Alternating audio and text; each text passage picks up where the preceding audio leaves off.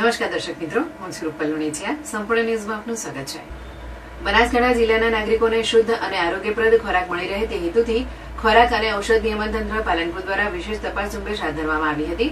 તારીખ 19 અને 21 ઓગસ્ટ 2026 રોજ જિલ્લામાં કુલ 49 હોટેલ અને રેસ્ટોરન્ટમાં સઘન તપાસ કરવામાં આવી હતી.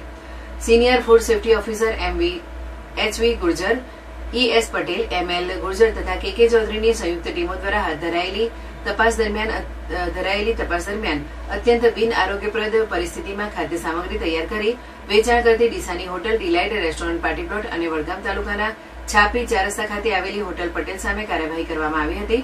બંને પેઢીના ફૂડ લાયસન્સ સસ્પેન્ડ કરવામાં આવ્યા હતા.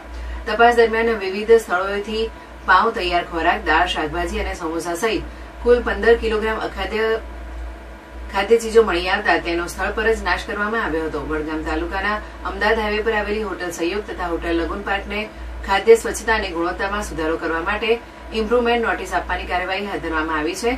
આ ઉપરાંત પાણીપુરી સહિતની ખાણીપીણીની લારીઓની પણ તપાસ કરવામાં આવી હતી.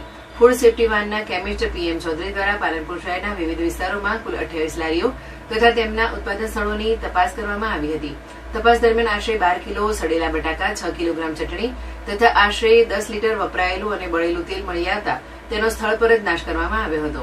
તંત્ર દ્વારા તમામ ખાદ્ય વ્યવસાયકારોને ગુણવત્તાયુક્ત કાચા માલનો ઉપયોગ કરવા, એપ્રન અને કેપ ધારણ કરવા, ખાદ્ય પદાર્થોને યોગ્ય રીતે ઢાંકીને રાખવા તથા ખાદ્ય પરિસરમાં સ્વચ્છતા અને હાઇજેનિક કન્ડિશન જાળવવા કડક સૂચનાઓ આપવામાં આવી છે.